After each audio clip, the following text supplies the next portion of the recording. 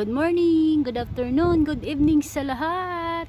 Kami ay aakyat sa bundok ng Avdat National Park. Samahan nyo kami. Tara guys. Ayan. Anong desierto ng Israel?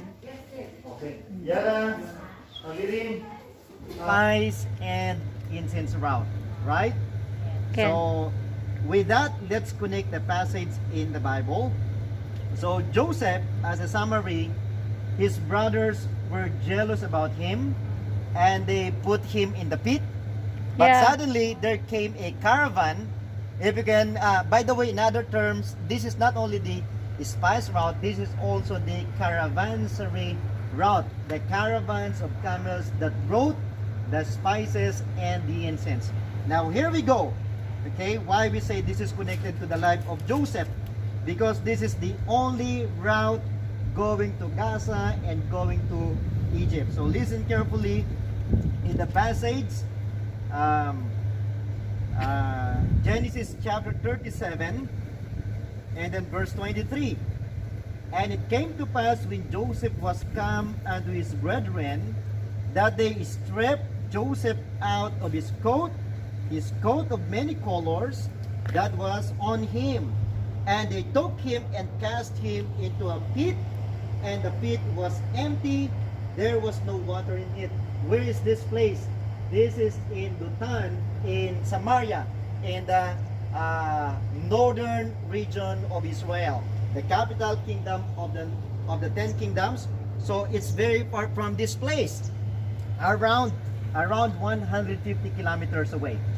So that's very far. Let's continue. And they sat down to eat bread, and they lifted up their eyes and looked, and behold, a company of Ishmaelites came from Gilead with their camels, and listen to this, bearing spicery and balm and myrrh, going to carry it down to Egypt. So you see, this is the station in all this wilderness, going to Gaza and going to Egypt to carry this very important spices. You have to stop in this place, or else you're going to die in the wilderness, because the camels, they could not carry tons of water for your support along the journey. So they have to stop here in this station before they continue. And then let's continue. And Judah said unto his brethren, what profit is it if we slay our brother and conceal his blood? Come and let us sell him to the Ishmaelites, and let not our hand be upon him, for he is our brother and our flesh. And his brethren were content.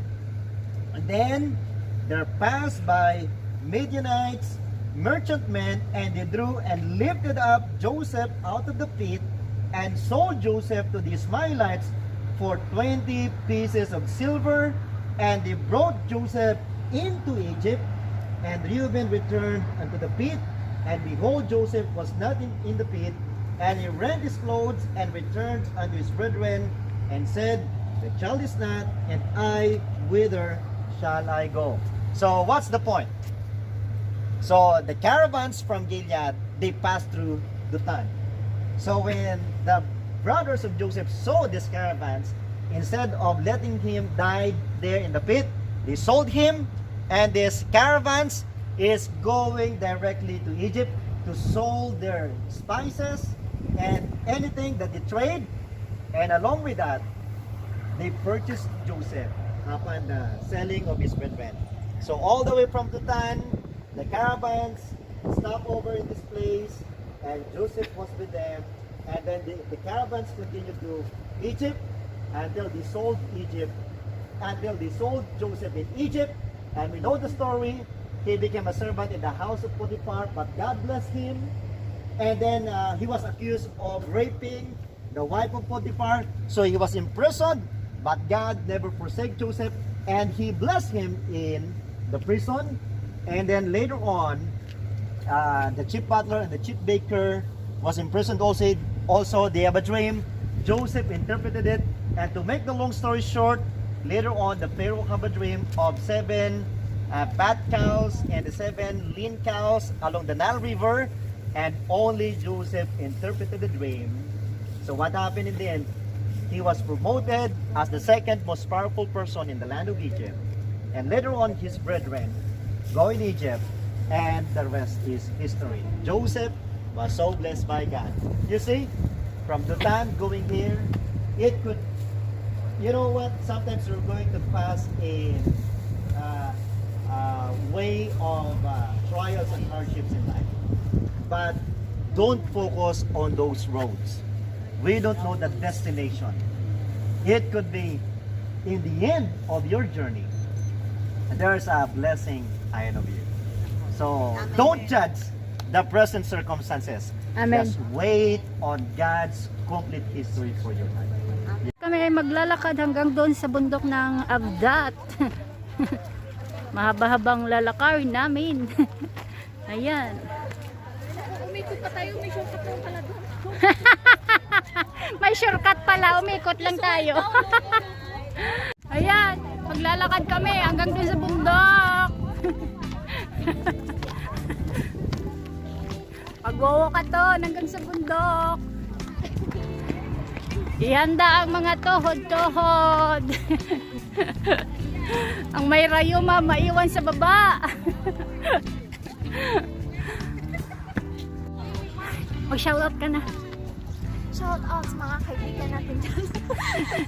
Mag-shoutout ako sa aking mga idols. Mga idols talaga. Wala na, tinuturuan Sa aking ako. mga whitey friends. Kay si Amaze. Armeda Cross. Armida Kraus. This is the Grace. Shout out sa inyo. Emleting. Idol Jess. Hiningal talaga ako. Okay guys, shout out sa inyong lahat. Ubos ang power. Malamig ang hangin pero mainit dito. May part ng Israel na hindi umuulan.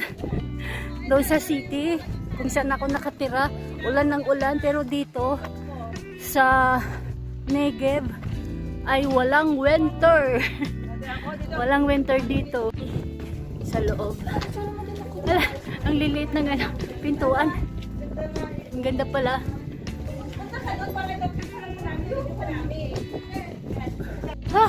Hingal ako. Hiking talaga tong lakad namin ngayon. Wala kang... So hiking. Yan, ito yung armeda. Pero kahit mong isa, iba-iba yung nagpipicture. Ano siya? Pwede naman.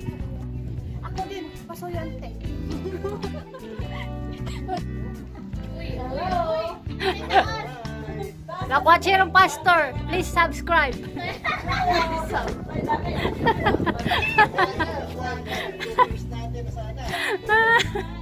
Guys, makikita nyo may mga butas-butas. Ayan, mga butas-butas.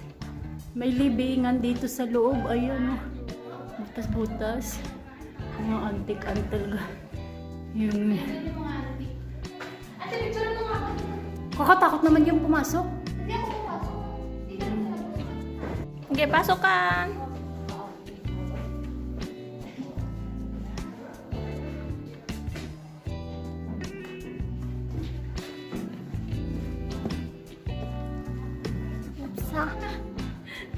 Sandali, picturean ko. Ayun. Good. Anong nandyan? Wala. Yan. Galing na kami doon sa loob ng mga pinto-pinto na maliliit. May libingan doon sa baba eh. Kaya lang kakatakot pasukin. Kaya, yan. Sa baba, galing kami dyan kanina sa baba. Kita yung disyerto ng Israel. Oh. Ayan, umakyat siya. Tignan natin kung sino hindi mapila yung tuhod dito. Oh, ayan, ayan. Uy, ang dami niyang stopover. Ay, stop over na.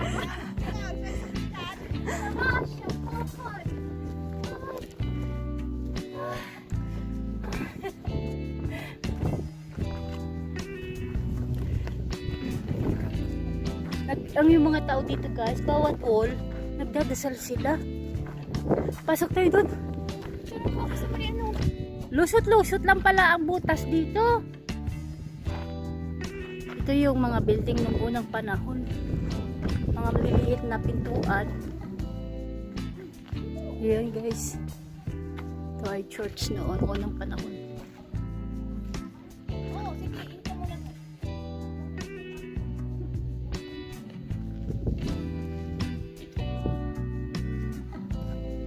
Mga haligi talaga, mga antique.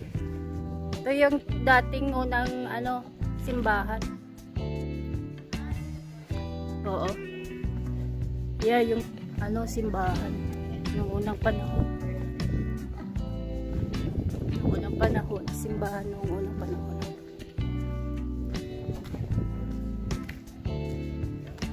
Ayan, ayan.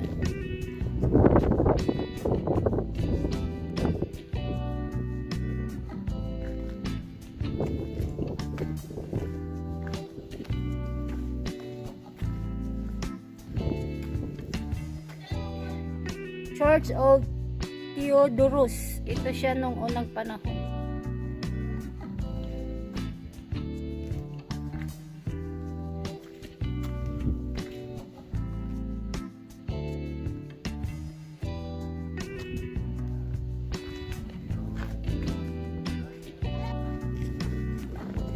May donkey oh. Dahil may donkey. Sa baba. Ayun nga. Mamaya.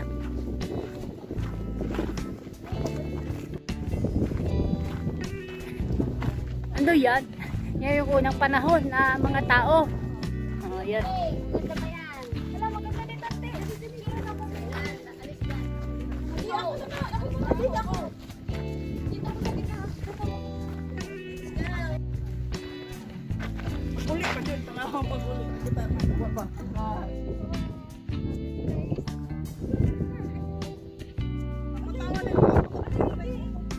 Okay guys. Thank you for watching. Bye bye.